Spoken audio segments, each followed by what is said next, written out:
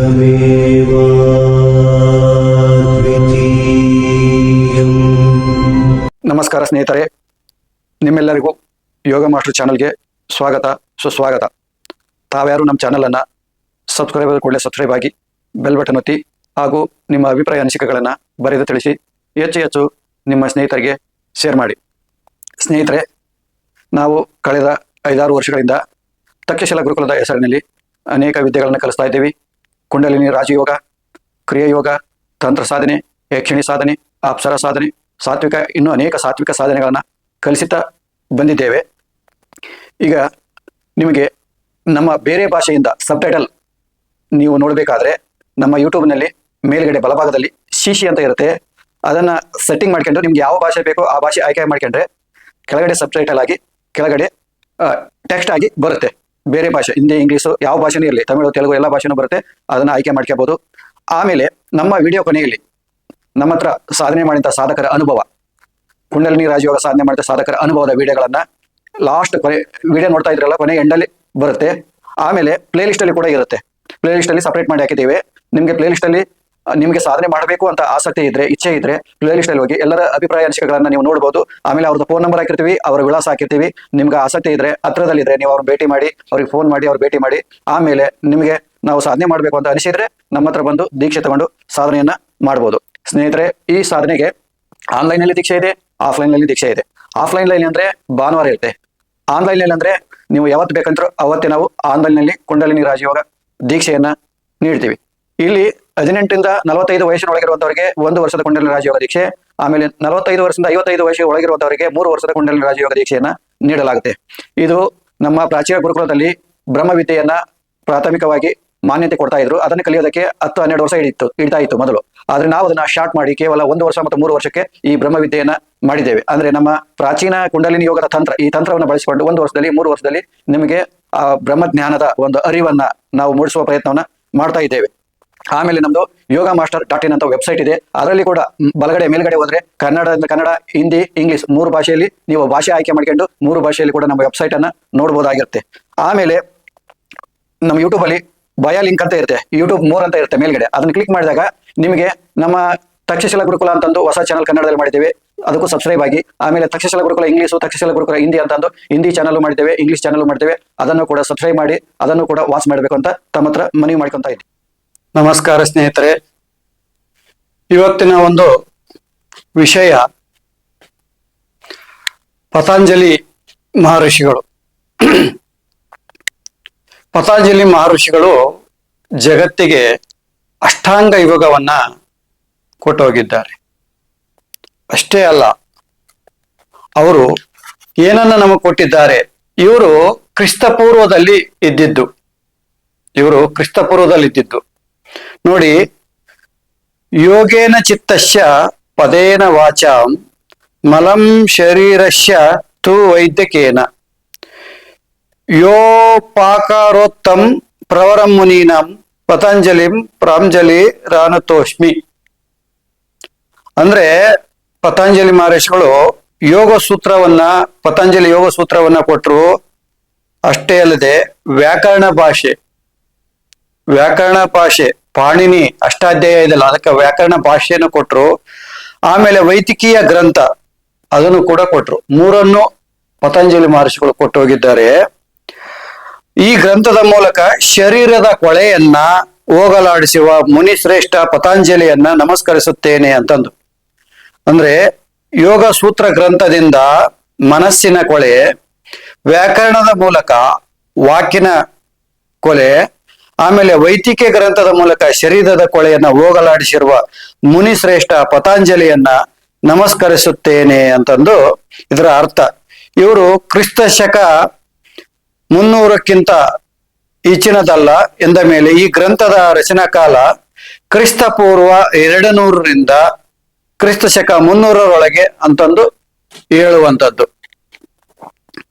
ಕ್ರಿಸ್ತ ಪೂರ್ವದಲ್ಲೇ ಈ ಗ್ರಂಥದ ರಚನೆ ಆಗಿರುವಂಥದ್ದು.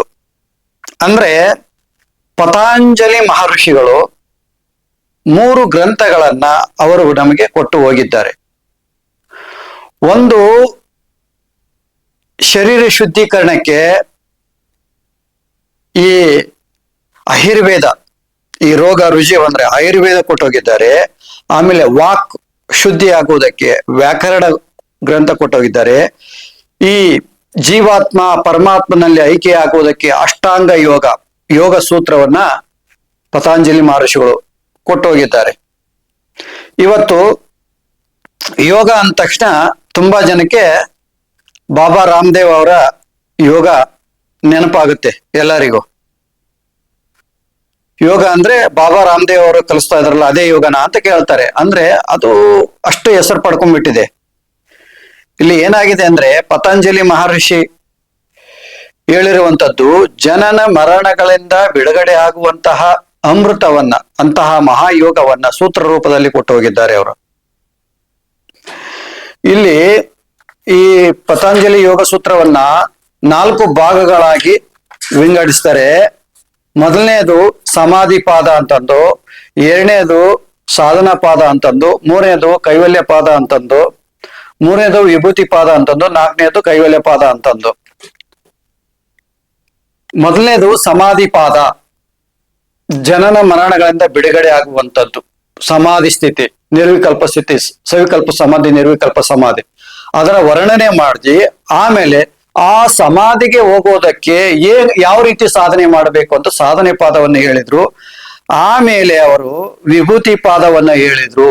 ವಿಭೂತಿ ಪಾದ ಅಲ್ಲಿ ಸಿದ್ಧಿಗಳು ಅದರ ಬಗ್ಗೆ ಹೇಳಿದ್ರು. ಆಮೇಲೆ ಕೈವಲ್ಯ ಹೇಳಿದ್ರು. ಅಂದ್ರೆ ಸಿದ್ಧಿಗಳು ತಂಟಿಗೆ ಹೋಗದೆ ನೇರವಾಗಿ ನಾವು ಕೈವಲ್ಯಕ್ಕೆ ಹೋಗುವುದು, ಇದರ ಬಗ್ಗೆ ಪತಂಜಲಿ ಮಹರ್ಷಿಗಳು ಸೂತ್ರ ರೂಪದಲ್ಲಿ ಹೇಳ್ಕೊಂಡು ಹೋಗಿದ್ದಾರೆ. ಟೋಟಲ್ 195 ಸೂತ್ರಗಳನ್ನ ಈ ಗ್ರಂಥ ಹೊಂದಿದೆ.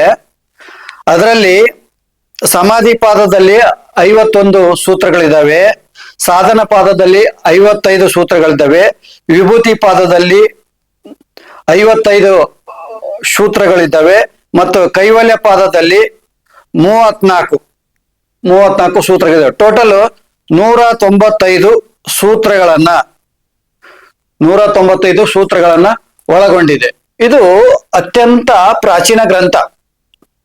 ನೀವು ಗೊತ್ತಿರಬೇಕು, ನಳಂದ, ತಕ್ಷಶಿಲಾ ಅಂತ ಮಹಾನ್ ಗುರುಕುಲಗಳನ್ನ ಸುಟ್ಟು ಆಗಂತಕರು, ಆಕ್ರಾಂತರು ಸುಟ್ಟು ಭಸ್ಮ ಮಾಡಿದ್ರು. ಅವು ತಿಂಗಳಗಟ್ಲೆ ಉರಿದು, ಬೆಂಕಿ ಎತ್ತಿ ತಿಂಗಳಗಟ್ಲೆ ಉರಿದು ಗುರುಕುಲಗಳು. ಅಂತಹ ಒಂದು ಜ್ಞಾನ ಭಂಡಾರ ಈ ದೇಶದಲ್ಲಿ ಇತ್ತು. ನಾವು ಅಂತ ಜ್ಞಾನ ಭಂಡಾರವನ್ನ ಕಳ್ಕೊಂಡ್ವಿ. ಇದು ಅತ್ಯಂತ ಹಳೆಯ ಗ್ರಂಥ. ಇದೆ ಹೇಗೆ ಉಳಿತು ಅಂದ್ರೆ, ನಮ್ಮ ಪ್ರಾಚೀನರು ಜ್ಞಾನವನ್ನ ಪುಸ್ತಕದಲ್ಲಿ ಇಡದೆ ಮಸ್ತಕದಲ್ಲಿ ಇಟ್ಕೊಂಡಿದ್ರು. ಕಂಠಪಾಠ ಮಾಡಿ ಇಟ್ಕೊಂಡಿದ್ರು. ಸೂತ್ರಗಳನ್ನ ಕಂಠಪಾಠ ಮಾಡಿ ಇಟ್ಕೊಂಡಿದ್ರು. ಅದ್ರ ಪರಿಣಾಮ ಇವತ್ತು ನಮ್ಗೆ ಈ ಪತಂಜಲಿ ಯೋಗ ಸೂತ್ರ ನಮ್ಗೆ ಸಿಗುತ್ತಾ ಇದೆ. ನೀವು ಮಹರ್ಷಿ ಪತಂಜಲಿ ಅವರ ಯೋಗ ಸೂತ್ರ ರಾಮಕೃಷ್ಣ ಆಶ್ರಮದಲ್ಲಿ ಸ್ವಾಮಿ ಹರ್ಷಾನಂದರು ಬರೆದಿರುವಂತಹ ಗ್ರಂಥವನ್ನ ನೀವು ತೆಗೆದುಕೊಳ್ಬಹುದು. ಮತ್ತೆ ಈ ಗ್ರಂಥದ ಮೇಲೆ ಸ್ವಾಮಿ ವಿವೇಕಾನಂದ ರಾಜಯೋಗ ಇದರ ಮೇಲೆ ಕೂಡ ಅವರು ಸೂತ್ರ ಭಾಷೆಯನ್ನ ಬರೆದಿದ್ದಾರೆ. ಆಮೇಲೆ ಇನ್ನು ಕೆಲವರು ಸೂತ್ರ ಭಾಷೆಯನ್ನ ಬರೆದಿದ್ದಾರೆ. ನೀವು ಗ್ರಂಥಾಲಯದಲ್ಲಿ ದೊರೆಯುತ್ತೆ, ಇದನ್ನು ತೆಗೆದುಕೊಂಡು ಓದಬೇಕು. ಈಗ ವಿಷಯಕ್ಕೆ ಬರುವ. ಈಗ ಯೋಗ ಅಂದ ತಕ್ಷಣ ನಾವು ಬಾಬಾ ರಾಮದೇವ್ ಅವರ ಯೋಗ ನೆನಪಾಗುತ್ತೆ ಎಲ್ಲರಿಗೆ. ಏನಪ್ಪಾ ಅಂದ್ರೆ ಈ ಆಸನಗಳು ಹಾಕುವಂಥದ್ದು, ಒಂದು 40-50-100 ಆಸನಗಳು ಹಾಕುವಂಥದ್ದು, ಕೈಕಾಲು ಬಗ್ಸುವಂಥದ್ದು, ಶರೀರ ಕಾಲು ಅಲ್ಲಾಡ್ಸೋದು, ಕೈ ಆಡ್ಸೋದು, ಶರೀರ ಅಲ್ಲಾಡ್ಸೋದು, ಇದನ್ನ ಅರ್ಥ ಮಾಡ್ಕೊಂತಾರೆ ಎಲ್ಲರೂ. ಯೋಗ ಅಂದ ತಕ್ಷಣ ಪತಂಜಲಿ ಮಹರ್ಷಿ ಅಂದ ತಕ್ಷಣ ಬಾಬಾ ರಾಮದೇವರು ಪತಂಜಲಿ ಅವರ ಹೆಸರನ್ನು ಇಟ್ಕೊಂಡಿದ್ದಾರೆ. ಆದ್ರೆ ಅಲ್ಲಿ ಪತಂಜಲಿ ಮಹರ್ಷಿ ಏನ್ ಬರ್ದಿದ್ದಾನಲ್ವಾ, ಆ ಅಷ್ಟಾಂಗ ಯೋಗ ಅದನ್ನ ಅಲ್ಲಿ ಕೊಡ್ತಾ ಇಲ್ಲ. ಅವರು ಅದನ್ನ ಕೊಡ್ತಾ ಇಲ್ಲ. ಹಠಯೋಗ ಪ್ರದೀಪಿಕಾ ಅಂತ ಇದೆ. ಹಠಯೋಗ ಪ್ರದೀಪಿಕಾ ಅಂತ ಇದೆ. ಆ ಯೋಗದ ಆಸನಗಳನ್ನ ಅವ್ರು ಕೊಡ್ತಾ ಇರೋದು.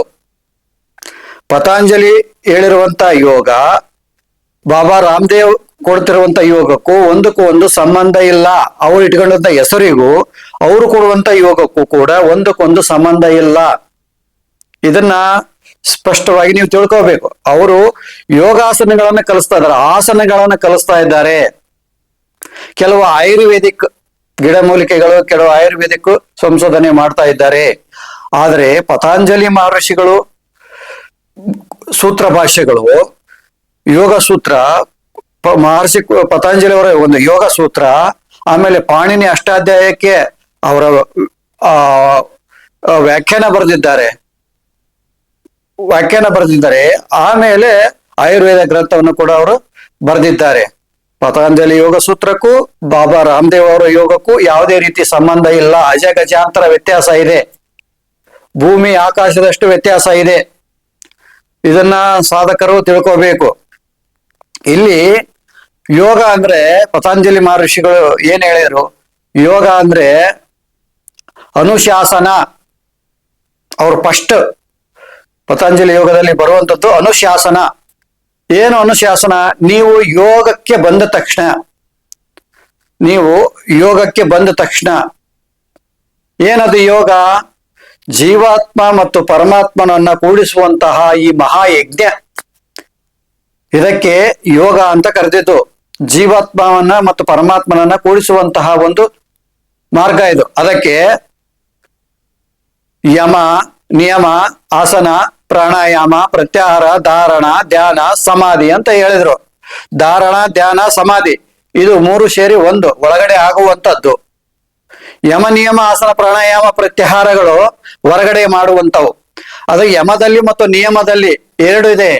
ಯಮ ಸಮಾಜದಲ್ಲಿ ನೈತಿಕ ಮೌಲ್ಯಗಳು, ಹೊರಗಡೆ ಹೇಗೆ ಆಚರಣೆ ಮಾಡಬೇಕು, ಹೇಗಿರಬೇಕು ಎಂಬುದರ ಬಗ್ಗೆ ಬಂದ್ರೆ, ನಿಯಮ ನಿಮ್ಮ ಜೀವನದಲ್ಲಿ ಹೇಗಿರಬೇಕು ಎಂಬುದನ್ನ ನಿಯಮದಲ್ಲಿ ಹೇಳಲ್ಪಡುತ್ತೆ. ಯಮ ನಿಯಮ. ಅದಾದ್ಮೇಲೆ ಆಸನ ಸಿದ್ಧಿ ಮಾಡಿಕೊಳ್ಳುವಂಥದ್ದು. ಆಸನ ಸಿದ್ಧಿ ಮಾಡ್ಕೊಂಡು ಆಮೇಲೆ ಪ್ರಾಣಾಯಾಮ ಮಾಡುವಂತು. ಪ್ರಾಣಾಯಾಮದ ನಂತರ ಇಂದ್ರಿಯಗಳ ಅಂತರ್ಮುಖ, ಪ್ರತ್ಯಾಹಾರ ಮಾಡುವಂತ ಇಂದ್ರಿಯಗಳ ಅಂತರ್ಮುಖ ಮಾಡಿಕೊಳ್ಳುವಂಥದ್ದು. ಇಂದ್ರಿಯಗಳ ಅಂತರ್ಮುಖ ಆದ ನಂತರ ಧ್ಯಾನ, ಧಾರಣ, ಸಮಾಧಿಯನ್ನ ಅನುಭವಿಸುವಂಥದ್ದು. ಅದ್ಭುತವಾದ ಆನಂದದ ಅನುಭೂತಿಯನ್ನ ಅನುಭವಿಸುವಂಥದ್ದು. ಇದು ಪತಂಜಲಿ ಮಹರ್ಷಿ ಕೊಟ್ಟಂತ ಅಷ್ಟಾಂಗ ಯೋಗ. ಇದು ಪತಂಜಲಿ ಮಹರ್ಷಿ ಕೊಟ್ಟಂತ ಅಷ್ಟಾಂಗ ಯೋಗ. ಇದು ತುಂಬಾ ಜನಕ್ಕೆ ಗೊತ್ತಿಲ್ಲ. ತುಂಬಾ ಜನಕ್ಕೆ ಪತಂಜಲಿ ಅಂದ್ರೆ, ಮಹರ್ಷಿ ಪತಂಜಲಿ ಅಂದ್ರೆ ಬಾಬಾ ರಾಮದೇವ್ ಅಂತ ತಿಳ್ಕೊಂತಾರೆ. ಅದು ತಪ್ಪು ಕಲ್ಪನೆ. ಈಗ ಯಾರು ವೇದವನ್ನ ಬರೆದಂತವ್ರು ಆಗ್ಲಿ, ಉಪನಿಷತ್ತು ಬರೆದಂತವ್ರಲ್ಲಿ ಯಾರು ಕೂಡ ತಮ್ಮ ಹೆಸರುಗಳು ಪೇಟೆಂಟ್ ಮಾಡ್ಕೊಂಡಿಲ್ಲ. ಯಾರಾದ್ರೂ ಹೆಸರು ಇಟ್ಕೋಬಹುದು. ನಾವು ಉಪನಿಷತ್ ನಾನೇ ಬರೆದಿದ್ದೀನಿ ಅಂತ ಯಾರು ಇಲ್ಲ. ಇವತ್ತು ನೋಡಿ ಅನೇಕ ಜನ ಗ್ರಂಥಗಳನ್ನ ಬರೆದ್ರೆ ತಮ್ಮ ದೊಡ್ಡ ದೊಡ್ಡ ಹೆಸರುಗಳು ಹಾಕ್ಯಂತಾರೆ, ನಾನು ಬರೆದಿದ್ದು ಅಂತ ಅದು ಪೇಟೆಂಟ್ ತಗೊಂತಾರೆ. ಹಿಂದೆ ಯಾವುದೇ ಗ್ರಂಥಗಳಿಗೆ, ಉಪನಿಷತ್ತುಗಳಿಗೆ, ವೇದಗಳಿಗೆ ಆಗ್ಲಿ, ಉಪನಿಷತ್ತುಗಳಲ್ಲಿ ಯಾವುದೇ ಋಷಿಗಳು ತಮ್ಮ ಹೆಸರು ಹೇಳ್ಕೊಂಡೇ ಇಲ್ಲ. ಸಾರ್ವಜನಿಕರಿಗೆ ಉಪಯೋಗ ಆಗ್ಲಿ, ಎಲ್ಲರಿಗೂ ಉಪಯೋಗ ಆಗ್ಲಿ ಅಂತಂದು ಬರೆದಿಟ್ಟಿರೋದು. ಹಾಗೆ ಪತಂಜಲಿ ಮಹರ್ಷಿಗಳು ಈ 3 ಗ್ರಂಥಗಳನ್ನ ಇವತ್ತು ನಮಗೆ ಕೊಟ್ಟು ಹೋಗಿದ್ದಾರೆ.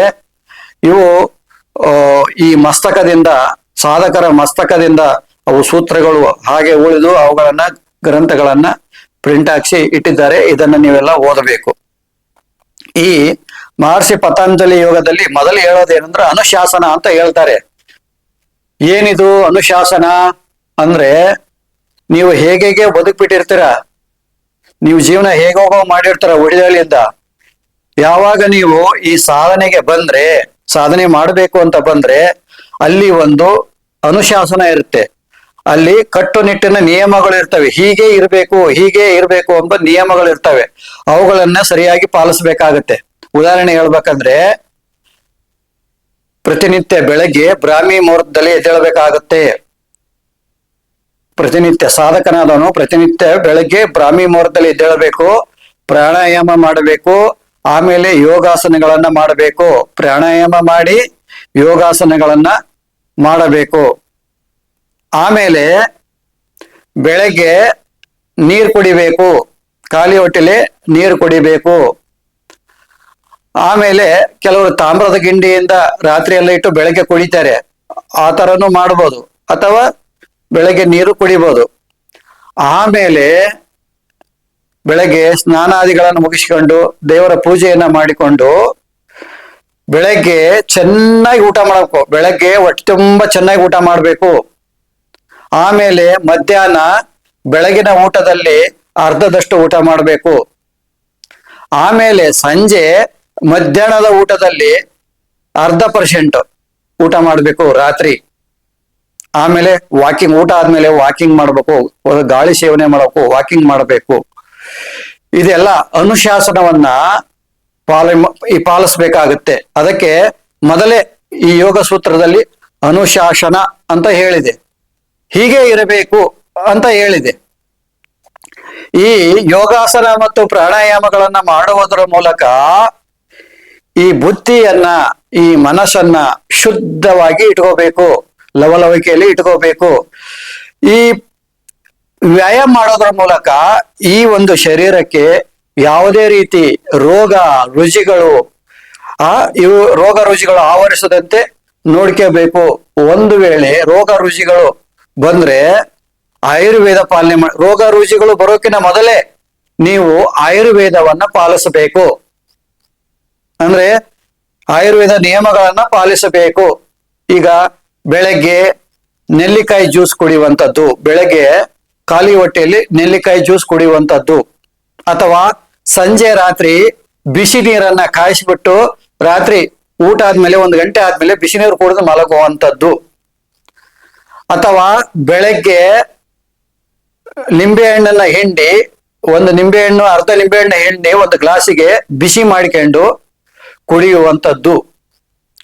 ಇವೆಲ್ಲ ಅನುಶಾಸನದಲ್ಲಿ, ಯಾಕಂದ್ರೆ ನಾನೇನ್ ಹೇಳಿದೆ ಇದೆಲ್ಲವೂ ಕೂಡ ಆಯುರ್ವೇದದಲ್ಲಿ ಬಂದಿರುವಂಥದ್ದು. ಚರಕ ಸಂಹಿತೆ ಆಗಿರ್ಬೋದು, ಸುಶ್ರುತ ಸಂಹಿತೆ ಆಗಿರ್ಬೋದು, ಪತಂಜಲಿ ಮಹರ್ಷಿಗಳು ಬರೆದಿರುವಂತ ಆಯುರ್ವೇದಿಕ್ ಆಗಿರ್ಬೋದು, ನಾನೇನ್ ಹೇಳಿದೆ ಇವೆಲ್ಲ ಬಂದಿರುವಂಥವು. ಅದಕ್ಕೆ ಈಗ ನಾವು ಸಾಧನೆ ಮಾಡಬೇಕು. ಬಹಳಷ್ಟು ಜನ ಬದುಕಬೇಕು, ಬಹಳ ದಿವಸ ಬದುಕಬೇಕು ಅಂದ್ರೆ ನಾವು ಶರೀರವನ್ನ ಶುದ್ಧ ಇಟ್ಕೋಬೇಕು. ನಾವು ಸಾಧನೆ ಮಾಡ್ಬೇಕು ಅಂದ್ರೂ ಕೂಡ ಶರೀರ ಶುದ್ಧಿ ಇರ್ಬೇಕಲ್ವಾ. ರೋಗ ತಗಲಿ ಎಲ್ಲೋ ಹಾಸ್ಪಿಟ್ಲ್ ಮರಗಿದ್ರೆ ನೀನು ಯೋಗ ಮಾಡಕ್ಕಾಗತ್ತಾ? ಸಾಧನೆ ಮಾಡಕ್ಕಾಗತ್ತಾ? ಮುಕ್ತಿ ಪಡ್ಕೊಳಕ್ಕಾಗತ್ತಾ? ಅದು ನರಕ. ಅದಕ್ಕೆ ಪತಂಜಲಿ ಮಹರ್ಷಿಗಳು 3 ಗ್ರಂಥಗಳನ್ನ ಬರೆದಿಟ್ಟೋದ್ರು ಅವರು. ಅಂದ್ರೆ ಈ ರೀತಿಯಾದ ಅನುಶಾಸನವನ್ನ ಸಾಧಕರು ಜೀವನದಲ್ಲಿ ಅಳವಡಿಸ್ಕೋಬೇಕು ಅಂತಂದು. ಆಮೇಲೆ ಬುದ್ಧಿ ಶುದ್ಧಿಗೋಸ್ಕರ, ಆಮೇಲೆ ಭಗವಂತನಲ್ಲಿ ಐಕ್ಯಕ್ಕೋಸ್ಕರ ಯೋಗವನ್ನ ಇಟ್ರು. ಒಂದು ವೇಳೆ ರೋಗಗಳು ಬಂದ್ರೆ ರೋಗಗಳು ಬರದಾಗೆ ತಡೆಯುವುದಕ್ಕೆ ಗಿಡಮೂಲಿಕೆ ಆಯುರ್ವೇದನ ಇಟ್ರು. ಆಮೇಲೆ ಈ ಶಾಸ್ತ್ರವನ್ನ ಅರ್ಥ ಮಾಡ್ಕೊಳಕ್ಕೆ ಪಾಣಿನಿ ಅಷ್ಟಾಧ್ಯಾಯ ಅದಕ್ಕೆ ವ್ಯಾಖ್ಯಾನ ಬರೆದ್ರು. ಸಂಸ್ಕೃತ ವ್ಯಾಖ್ಯಾನಗಳನ್ನ, ಸಂಸ್ಕೃತ ಗ್ರಂಥಕ್ಕೆ ವ್ಯಾಖ್ಯಾನ ಬರೆದಿಟ್ಟು ಹೋಗಿದ್ದಾರೆ. ಇದನ್ನ ಸಾಧಕರು ಸರಿಯಾಗಿ ಅರ್ಥ ಮಾಡ್ಕೋಬೇಕು. ಈ ಗ್ರಂಥಗಳು ನಿಮಗೆ ಬೇಕಾದ್ರೆ ಆನ್ಲೈನ್ ನಲ್ಲಿ ಬುಕ್ ಮಾಡ್ಕೊಳ್ಳಿ, ಅಥವಾ ಯಾವ್ದಾದ್ರು ಬುಕ್ ಸ್ಟಾಲಲ್ಲಿ ಹೋಗಿ, ಸ್ವಪ್ನ ಬುಕ್ ಸ್ಟಾಲಲ್ಲಿ ಹೋಗಿ ತೆಗೆದುಕೊಂಡು ಸರಿಯಾದ ರೀತಿಯಲ್ಲಿ ಅಧ್ಯಯನ ಮಾಡಿ ನಿಮ್ಮ ಜೀವನದಲ್ಲಿ ಅಳವಡಿಸಿಕೊಳ್ಳಿ. ಯೋಗ ಮಾರ್ಗವಾಗಿ, ಯೋಗಮಯವಾಗಿ ಬದುಕಬೇಕು. ನಮ್ಮ ಜೀವನವನ್ನ ಯೋಗಮಯವಾಗಿ ಮಾಡ್ಕೋಬೇಕು. ಇವತ್ ನೋಡಿ ಮಧ್ಯಪ್ರಾಚ್ಯದಲ್ಲಿ ಅಶಾಂತಿ ತುಂಬಿದೆ, ಯುದ್ಧದ ಅಶಾಂತಿ ತುಂಬಿದೆ. ಅದೆಲ್ಲ ಕೇಳ್ತಾ ಇದ್ರೆ ಮನಸ್ಸು ಅಲ್ಲೋಲ ಕಲ್ಲೋಲ ಆಗಿ ಹೋಗುತ್ತೆ. ಅದಕ್ಕೆ ಹೊರಗಡೆ ವಿಚಾರಗಳನ್ನ ಜಾಸ್ತಿ ತಲೆ ಕೆಡ್ಸೋಣಕ್ ಹೋಗ್ಬೇಡಿ. ಹೊರಗಡೆ ವಿಚಾರಗಳನ್ನ ಜಾಸ್ತಿ ತಲೆ ಕೆಡ್ಸೋಣಕ್ ಹೋಗ್ಬೇಡಿ. ನೀವು ವಿಚಾರ ಮಾಡೋದ್ರಿಂದ ನೀವೇನು ಮಾಡಕ್ ಆಗೋದಿಲ್ಲ. ಅದನ್ನ ಏನ್ ನಡಿಬೇಕು ಅದು ನಡೀತಾ ಇದೆ. ಅಂದ್ರೆ ಇದು ಎಲ್ಲ ಮೊದಲೇ ಪ್ರಿಪೇರ್ ಆಗಿದೆ, ಆಲ್ರೆಡಿ ಎಲ್ಲ ಪ್ರಿಪೇರ್ ಆಗಿದೆ. ಹೀಗೆ ನಡಿಬೇಕು ಅಂತ ಆಲ್ರೆಡಿ ಫಿಕ್ಸ್ ಆಗಿದೆ. ನಾವಲ್ಲಿ ಏನು ಮಾಡಕ್ ಆಗೋದಿಲ್ಲ. ಏನ್ ನಡಿಬೇಕೋ ಅದು ನಡೆಯುತ್ತೆ. ಅದೆಲ್ಲ ಕಾಲನ ವಶ, ನಾವೇನು ಮಾಡಕ್ಕಾಗೋದಿಲ್ಲ. ಆದ್ರೆ ನಾವು ನಮ್ಮ ಜೀವನವನ್ನ ಶುದ್ಧವಾಗಿ ಇಟ್ಕೋಬಹುದು. ಯಾವುದೇ ಕಾಯಿಲೆಗಳು ಬರದ ಹಾಗೆ ಅದನ್ನು ನೋಡ್ಕೋಬಹುದು. ಆಮೇಲೆ ನಮ್ಮ ಮನಸ್ಸಿಗೆ ಜಂಗ್ ಹತ್ತದಾಗೆ, ಈಗ ಎಲ್ಲಿಯಾದ್ರೂ ಒಂದು ಕೆಬ್ಬಣ ತುಂಡು ಹೋದ್ರದ ಜಂಗ್ ಹತ್ತುತ್ತೆ, ಹಾಗೆ ಇದಕ್ಕೆ ಜಂಗ್ ಹತ್ತದಾಗೆ ಬುದ್ಧಿ ಶುದ್ಧವಾಗಿ ಇಟ್ಕೋಬೇಕು. ಒಳ್ಳೆಯ ಗುರುವಿನ ಮಾರ್ಗದರ್ಶನದಲ್ಲಿ, ಗುರುವಿನ ಪದತಲದಲ್ಲಿ ಕುಳಿತು ಯೋಗಾಭ್ಯಾಸ ಮಾಡಬೇಕು. ಶಾಸ್ತ್ರ ಗ್ರಂಥಗಳು, ನಮ್ಮ ಋಷಿಮುನಿಗಳು ಕೊಟ್ಟಂತ ಶಾಸ್ತ್ರ ಗ್ರಂಥಗಳನ್ನ ಸರಿಯಾಗಿ ಅಧ್ಯಯನ ಮಾಡಬೇಕು. ಅದನ್ನ ಯಥಾವತ್ತಾಗಿ ಅಧ್ಯಯನ ಮಾಡಬೇಕು. ನಾವು ಯಾವುದೇ ಜಾತಿ, ಯಾವುದೇ ಮತ, ಯಾವುದೇ ಪಂಥ ಅಂತಂದು ಯಾವುದೇ ಕಿತ್ತಾಟ ಮಾಡಕ್ ಹೋಗ್ಬಾರ್ದು. ನಾವು ಕಿತ್ತಾಟ ಮಾಡಕ್ ಹೋಗ್ಬಾರ್ದು. ಯಾಕಂದ್ರೆ ಯಾರು ನಿಜವಾದ ಸಾಧಕ ಅಂದ್ರೆ ಸರ್ವರಲ್ಲಿ ಯಾರು ಕರುಣೆಯನ್ನು ತೋರಿಸ್ತಾನೋ, ಸರ್ವರಲ್ಲಿ ಯಾರು ವಾತ್ಸಲ್ಯವನ್ನ, ಪ್ರೀತಿಯನ್ನ, ಕರುಣೆಯನ್ನ ತೋರಿಸ್ತಾನೋ ಅವನು ನಿಜವಾದ ಸಾಧಕನಾಗ್ತಾನೆ. ಅದಕ್ಕೋಸ್ಕರ ಜಾತಿ ಧರ್ಮ ಭೇದಗಳನ್ನ ಯಾವುದೇ ರೀತಿಯ ಮಾಡದೆ ಎಲ್ಲರೂ ಆ ಜಗನ್ಮಾತೆಯ ಮಕ್ಕಳೇ, ಎಲ್ಲರೂ ಆ ಭಗವಂತನ ಮಕ್ಕಳೇ, ಎಲ್ಲರಲ್ಲಿಯೂ ಕೂಡ ಆ ಪರಬ್ರಹ್ಮ ಇದ್ದಾನೆ ಅಂತ ಭಾವಿಸಿಕೊಂಡು ಜೀವನ ಮಾಡ್ತಾ ಇದ್ರೆ ಈ ಸಮಾಜದಲ್ಲಿ ಅಶಾಂತಿಯಾಗಲಿ, ಆ ಯುದ್ಧಗಳಾಗಲಿ, ಬಡದಾಟಗಳಾಗಲಿ ಯಾವುದೂ ಆಗೋದಿಲ್ಲ. ಇದು ಏನಾಗುತ್ತೆ ಅಂದ್ರೆ ಸತ್ಯಲೋಕ, ಸತ್ಯಯುಗ ಆಗುತ್ತೆ ಆ ರೀತಿ ಬದುಕಿದರೆ. ಅದಕ್ಕೆ ಸಾಧಕರು ಈ ನಿಯಮಗಳನ್ನ ಸರಿಯಾಗಿ ನಿಮ್ಮ ಜೀವನದಲ್ಲಿ ಅಳವಡಿಸ್ಕೊಂಡು ನಿಮ್ಮ ಜೀವನವನ್ನ ಸಾರ್ಥಕ ಮಾಡ್ಕೋಬೇಕು. ಯಾಕೆಂದ್ರೆ ನೋಡಿ, ದಾಸರು ಹೇಳಿ ಹೋಗಿದ್ದಾರೆ, ಈ ಮಾನವ ಶರೀರ ಸಿಗೋದು ಅತ್ಯಂತ ದುರ್ಲಭ.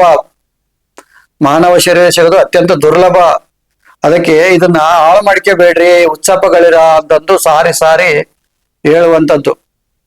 ಯಾಕಂದ್ರೆ ನಾವು ಮತ್ತೆ ಮುಂದಿನ ಜನ್ಮ ಮನುಷ್ಯರಾಗಿ ಬರ್ತೀವಿ ಎಂಬುದಕ್ಕೆ ಏನ್ ಗ್ಯಾರಂಟಿ ಏನು? ಮತ್ತೆ ಮನುಷ್ಯರಾಗಿ ಬರ್ತೀವಿ ಅನ್ನೋದಕ್ಕೆ ಗ್ಯಾರಂಟಿ ಏನು? ನಾಯಿ ಆಗ್ಬೋದು, ನರಿ ಆಗ್ಬೋದು, ಕೋಳಿ ಆಗ್ಬೋದು, ಕುರಿ ಆಗ್ಬೋದು, ಏನಾದ್ರೂ ಆಗ್ಬೋದು, ಮರ ಆಗ್ಬೋದು, ಕಲ್ಲ ಆಗ್ಬೋದು, ಏನಾದ್ರೂ ಆಗ್ಬೋದಲ್ಲ. ಮನುಷ್ಯನಾಗ್ತೀವಿ ಎಂಬುದು ಏನ್ ಗ್ಯಾರಂಟಿ ಇದೆ? ಅದಕ್ಕೋಸ್ಕರ ಈ ಒಂದು ಮಾನವ ಆ ಶರೀರ ಧರಿಸಿ ಬಂದಿದ್ದೇವೆ. ಇಲ್ಲಿ ನಾವು ಮುಕ್ತರಾಗೋಕೆ ಅವಕಾಶ ಇದೆ. ಪುಣ್ಯ ಸಂಪಾದನೆ ಮಾಡಿದ್ರೆ ಆ ಪುಣ್ಯ ತೀರುವವರೆಗೆ ಸ್ವರ್ಗ ಲೋಕದಲ್ಲಿ ಆನಂದವನ್ನ ಅನುಭವಿಸ್ಬೋದು, ಅಂದ್ರೆ ಎಂಜಾಯ್ಮೆಂಟ್ ಮಾಡ್ಬೋದು. ಈಗ ಸ್ವರ್ಗ ಲೋಕ ಅಂದ್ರೆ ಇಂದ್ರನ್ ಲೋಕ. ಅಲ್ಲಿ ನೀವೇನಾದ್ರೂ ದಾನ ಧರ್ಮಗಳು ಮಾಡಿ ಅತಿಯಾದ ಪುಣ್ಯ ಸಂಪಾದನೆ ಮಾಡಿದ್ರೆ ನೀವು ಆ ಇಂದ್ರ ಲೋಕಕ್ಕೆ ಹೋಗಿ ಸುಖವನ್ನ ಅನುಭವಿಸ್ತೀರ. ಈಗ ಹೆಂಗ ನಾವು ದುಡ್ಡು ತಗೊಂಡು ಹೋಗಿ ಕೆಲವೊಂದು ರಾಜ್ಯಗಳಿಗೆ ಹೋಗ್ತೀವಿ, ಟೂರ್ಗೆ ಹೋಗ್ತೀವಿ, ಎಂಜಾಯ್ಮೆಂಟ್ ಮಾಡ್ಕೊಂಡ್ ಬರ್ತೀವಿ. ನಾವು ಟೂರಿಗೆ ಹೋಗಿರ್ತೀವಿ. ಅಲ್ಲಿ ಟೂರಿಗೆ ಹೋದಾಗ ಅಲ್ಲಿ ಯಾವ್ದು ಕೆಲಸ ಮಾಡಿ ಹಣ ಗಳಿಸೋ ಕೆಲಸ ಮಾಡೋದಿಲ್ಲ. ನಾವು ಏನು ಗಳಿಸಿದ್ದನ್ನು ತಗೊಂಡು ಹೋಗಿರ್ತೀವಿ, ಅಲ್ಲಿ ಹೋಗಿ ಅದನ್ನ ಉಪಯೋಗ ಮಾಡ್ಕೊಂತೀವಿ, ಎಂಜಾಯ್ ಮಾಡ್ತೀವಿ. ಆಮೇಲೆ ಮತ್ತೆ ನಮ್ಮ ಲೋಕಕ್ಕೆ ಬಂದು ಮತ್ತೆ ನಿಮ್ಮ ಕೆಲಸ ಕಾರ್ಯಗಳನ್ನ ಮತ್ತೆ ದುಡಿಮೆಯನ್ನ ಮಾಡಕ್ ಸ್ಟಾರ್ಟ್ ಮಾಡ್ತೀವಿ ಅಲ್ವಾ. ಈಗ ನೀವು ಟೂರಿಗೆ ಹೋಗ್ತೀರಾ, ದುಡ್ದಿರ್ತೀರ ವರ್ಷ ಪೂರ್ತಿ, ಎಂಜಾಯ್ ಮಾಡಕ್ಕೋಸ್ಕರ ಯಾವ್ದೋ ಟೂರ್ಗೆ ಹೋಗ್ತೀರಾ, ಅಥವಾ ಚಾರ್ಧಾಮ ಯಾತ್ರೆಗೆ ಹೋಗ್ತೀರಾ, ಅಥವಾ ಕೆಲವೊಂದು ಪ್ರದೇಶಗಳಿಗೆ ಟೂರ್ಗೆ ಹೋಗ್ತೀರಾ, ನೋಡಕ್ ಹೋಗ್ತೀರಾ. ಅಲ್ಲಿ 1 ವಾರ 10 ದಿವಸ ಇರ್ತೀರಾ, ಅಲ್ಲೇ ಇರೋದಿಲ್ಲ ನೀವು. ಆಮೇಲೆ ಮುಗಿಸ್ಕೊಂಡು ಮತ್ತೆ ನಿಮ್ಮ ಲೋಕಕ್ಕೆ, ಮತ್ತೆ ನಿಮ್ಮ ಮನೆಗೆ ಬರ್ತೀರಾ, ಮತ್ತೆ ನಿಮ್ಮ ಪ್ರತಿನಿತ್ಯ ಕಾರ್ಯಗಳನ್ನು ಮಾಡ್ತೀರಾ. ಅಲ್ಲಿ ಟೂರ್ಗೆ ಹೋದಲ್ಲಿ ಆ ಬಿಸ್ನೆಸ್ ಮಾಡೋದು, ದುಡ್ಡು ಮಾಡೋದು, ಅಲ್ಲೇ ನಿಂತ್ಕೊಳ್ಳೋದು ಹಾಗೇನು ಮಾಡೋದಿಲ್ಲ ನೀವು. ಅದೇ ತರ ಸ್ವರ್ಗನ ಕೂಡ ಅದೇ ತರ. ನೀವು ಗಳಿಸಿದ ಪುಣ್ಯ ತೀರೋವರೆಗೂ ನೀವು ಅಲ್ಲಿ ಇರ್ತೀರ, ಸ್ವರ್ಗದಲ್ಲಿ ಎಂಜಾಯ್ ಮಾಡ್ತೀರಾ, ಎಲ್ಲ ಮಾಡ್ತೀರಾ. ಆಮೇಲೆ ಮತ್ತೆ ಈ ಮರ್ತ್ಯ ಲೋಕಕ್ಕೆ ಬರಬೇಕಾಗತ್ತೆ. ಮರ್ತ್ಯ ಲೋಕಕ್ಕೆ ಬಂದು ಮತ್ತೆ ನಿಮ್ಮ ಜೀವನವನ್ನ ಯಥಾ ರೀತಿ ಮಾಡ್ಬೇಕಾಗತ್ತೆ. ಆಮೇಲೆ ದುಷ್ಕರ್ಮಗಳ ಮಾಡಿದ್ರೆ ಅಲ್ಲಿ ಯಮಧರ್ಮನ ಲೋಕದಲ್ಲಿ ಅಲ್ಲಿ ಒಂದು ಕಾಯ ಕೊಡ್ತಾನೆ, ಸೂಕ್ಷ್ಮ ಕಾಯ ಕೊಡ್ತಾನೆ. ಆ ನರಕ ವೇದನೆ ಅನುಭವಿಸ್ಬೇಕು, ಒಲ್ಲೆ ಅನ್ಬೇಕು ಅಂತ ಒಂದು ಹಿಂಸೆಗಳನ್ನ ಅಲ್ಲಿ ಅನುಭವಿಸ್ಬೇಕಾಗುತ್ತೆ ಯಮಧರ್ಮ ಲೋಕದಲ್ಲಿ. ಇಲ್ಲಿ ಸ್ವರ್ಗದಲ್ಲಿ ಕೂಡ ಒಂದು ಶರೀರ ಕೊಡ್ತಾನೆ ಭಗವಂತ, ಅದು ಸುಖವನ್ನು ಅನುಭವಿಸೋದಕ್ಕೆ. ಅಲ್ಲಿ ಯಮಧರ್ಮ ಲೋಕದಲ್ಲಿ ಒಂದು ಶರೀರ ಕೊಡ್ತಾನೆ, ಅದು ನಿಮ್ಮ ಮಾಡಿದ ಪಾಪ ಕರ್ಮಗಳಿಗೆ ಶಿಕ್ಷೆ ಅನುಭವಿಸೋದಕ್ಕೆ, ಯಾತನೆ ಅನುಭವಿಸೋದಕ್ಕೆ.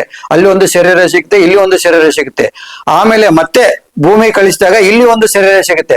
ಅದು ಮನುಷ್ಯ ಪ್ರಾಣಿದೇ ಆಗಿರ್ಬೋದು, ಅಥವಾ ಪ್ರಾಣಿ ಪಕ್ಷಿಗಳದೇ ಆಗಿರ್ಬೋದು, ಮತ್ತೆ ಒಂದು ಶರೀರ ಕೊಡ್ತಾನೆ. ಆದ್ರೆ ನೀವು ಮುಕ್ತನಾಗುವುದಕ್ಕೆ ಈ ಮಾನವ ಶರೀರದಿಂದಲೇ ಸಾಧ್ಯ ಇದೆ. ಅದಕ್ಕೋಸ್ಕರನೇ ನೀವು ಮುಕ್ತಿ ಪಡ್ಕೊಂಡು ಜನನ ಮರಣಗಳಿಂದ ಮುಕ್ತಿ ಪಡ್ಕುವಂತದ್ದು ಅಂದ್ರೆ ಕಾಮ ಕ್ರೋಧ ಲೋಭ ಮದ ಮೋಹ ಮತ್ಸರ ರೂಪ ರಸ ಗಂಧ ಶಬ್ದ ಸ್ಪರ್ಶ ಇವುಗಳಿಂದ ಬಿಡುಗಡೆ ಹೊಂದುವಂಥದ್ದೇ ಮುಕ್ತಿ, ಕೈವಲ್ಯ ಅಂತ ಕರೆಯಲಾಗಿದೆ. ಇವುಗಳಿಂದ ಮುಕ್ತಿ ಪಡ್ಕೋಬೇಕು. ಕಾಮ ಕ್ರೋಧ ಲೋಭ ಮದ ಮೋಹ ಮತ್ಸರಗಳು ರೂಪ ರಸ ಗಂಧ ಶಬ್ದ ಸ್ಪರ್ಶಗಳಿಂದ, ಈ ಅರಿಷಡ್ ವರ್ಗಗಳಿಂದ ಹೊರಗಡೆ ಬರಬೇಕು. ಹೊರಗಡೆ ಬಂದು ನೋಡ್ಬೇಕು, ನೀವು ಸಾಕ್ಷಿಭೂತರಾಗಿ ನೋಡ್ಬೇಕು. ಅವಾಗೇ ನೀವು ಮುಕ್ತರು, ಅವಾಗೆ ನಿಮ್ಗೆ ಕೈವಲ್ಯ ಸಿಗ್ತೀವಿ, ಅದೇ ನಿಮ್ಮ ಮುಕ್ತಿ. ಅದಕ್ಕೋಸ್ಕರ ಯೋಗ ಮಾರ್ಗವನ್ನ ತೋರಿಸಿದ್ದಾರೆ. ಭಕ್ತಿ ಮಾರ್ಗ, ಕರ್ಮ ಮಾರ್ಗ, ಜ್ಞಾನ ಮಾರ್ಗ, ಅನೇಕ ಮಾರ್ಗಗಳು, ಹಠ ಮಾರ್ಗ, ರಾಜ ಮಾರ್ಗ, ಲಂಬಿಕ ಯೋಗ ಮಾರ್ಗ, ಆಮೇಲೆ ಲಯ ಯೋಗ ಮಾರ್ಗ, ಕ್ರಿಯಾ ಯೋಗ ಮಾರ್ಗ, ಹೀಗೆ ಅನೇಕ ಮಾರ್ಗಗಳನ್ನ ಋಷಿಮುನಿಗಳು ಹಾಕಿಕೊಟ್ಟೋಗಿದ್ದರೆ ನಿಮ್ಮ ಶಕ್ತಿ ಅನುಸಾರವಾಗಿ ಆ ಯೋಗ ಮಾರ್ಗದಲ್ಲಿ ನೀವು ಹೋಗಿ ಮುಕ್ತಿಯನ್ನ ಪಡ್ಕೊಳ್ಳಿ. ನಾವು ಕುಂಡಲಿನಿ ರಾಜಯೋಗವನ್ನ ಕಲಿಸ್ತೀವಿ. ಇದು 1 ವರ್ಷದ ಕೋರ್ಸ್ ಆಗಿರುತ್ತೆ. ಇಲ್ಲಿ ನಾವು ಸಪ್ತ ಚಕ್ರಗಳನ್ನ ಜಾಗೃತಿ ಮಾಡ್ತೀವಿ. ಅಂದ್ರೆ ಇಲ್ಲಿರುವಂತಹ ಶಕ್ತಿಯನ್ನ, ಕೆಳಗಡೆ ಇರುವಂತಹ ಶಕ್ತಿಯನ್ನ ತೆಗೆದುಕೊಂಡು ಶಿವನಲ್ಲಿ ಐಕ್ಯ ಮಾಡುವಂತಹ ಈ ಒಂದು ಯೋಗವನ್ನ ನಾವು ಕಲಿಸ್ತೀವಿ. ಇದು 1 ವರ್ಷದ ಕೋರ್ಸ್ ಆಗಿರುತ್ತೆ. ಇದು ಗುರುಕಾಣಿಕೆ ಇರುತ್ತೆ. ಗುರುಕಾಣಿಕೆಯನ್ನು ಸಲ್ಲಿಸಿ ನಮ್ಮ ಹತ್ರ ಬಂದು ಸಾಧನೆ ಮಾಡಕ್ಕೆ ಅವಕಾಶ ಇರೋದಿಲ್ಲ. ಇಲ್ಲಿ ಬಂದು ದೀಕ್ಷೆ ತಗೊಂಡು ಹೋಗ್ಬೋದು. ಡಿಸ್ಪ್ಲೇ ಆಗುತ್ತಿರುವಂತ ಫೋನ್ ನಂಬರ್ಗೆ ಫೋನ್ ಮಾಡಿದ್ರೆ ನಾವು ಲೊಕೇಶನ್ ಹಾಕ್ತಿವಿ. ಈ ಯೂಟ್ಯೂಬ್ ಕೆಳಗಡೆ ಲೊಕೇಶನ್ ಹಾಕಿರ್ತೀವಿ. ಆ ಲೊಕೇಶನ್ ಬಂದು ನೀವು ದೀಕ್ಷೆ ತಗೊಂಡು ಹೋಗ್ಬೋದು. ಮತ್ತೆ ಸಾಧನೆಯನ್ನ ಕೂಡ ನೀವು ಮಾಡಬಹುದಾಗಿರುತ್ತೆ. ಜನನ ಮರಣಗಳಿಂದ ಬಿಡುಗಡೆ ಹೊಂದುವಂತ ಈ ಅಮೃತ, ಪತಂಜಲಿ ಮಹರ್ಷಿ ಕೊಟ್ಟಿರುವಂತಹ ಅಷ್ಟಾಂಗ ಯೋಗದ ಅಮೃತವನ್ನ ನಾವು ರಾಜಯೋಗ, ಕುಂಡಲಿನಿ ರಾಜಯೋಗ ಅಂತ ಹೆಸರಿನಿಂದ ಕೊಡ್ತಾ ಬಂದಿದ್ದೇವೆ 5-6 ವರ್ಷಗಳಿಂದ. ಅನೇಕ ಜನ ಸಾಧನೆ ಮಾಡಿದ್ದಾರೆ. ನಮ್ಮ ಯೂಟ್ಯೂಬ್ ಅಲ್ಲಿ ಕುಂಡಲಿನಿ ರಾಜಯೋಗ ಸಾಧಕರ ಅನುಭವ ಅಂತ ಹಾಕಿದ್ದೇವೆ. ಎಷ್ಟೋ ಜನ ತಮ್ಮ ಅನುಭವಗಳನ್ನು ಹಂಚಿಕೊಂಡಿದ್ದಾರೆ. ಗುರು ಮಾರ್ಗದಲ್ಲಿ ಈ ಒಂದು ಸಾಧನೆಯನ್ನ ಮಾಡಿಕೊಂಡು ನಿಮ್ಮ ಜೀವನವನ್ನ ಪವಿತ್ರಗೊಳಿಸಿ ಮುಕ್ತಿಯ ಕಡೆಗೆ ತೆಗೆದುಕೊಂಡು ಹೋಗಿ ಅಂತ ಹೇಳ್ತಾ ಇವತ್ತಿಗೆ ನನ್ನ ವಿಡಿಯೋ ಮುಗಿಸ್ತಾ ಇದ್ದೇನೆ. ನಮಸ್ಕಾರ ಸ್ನೇಹಿತರೆ.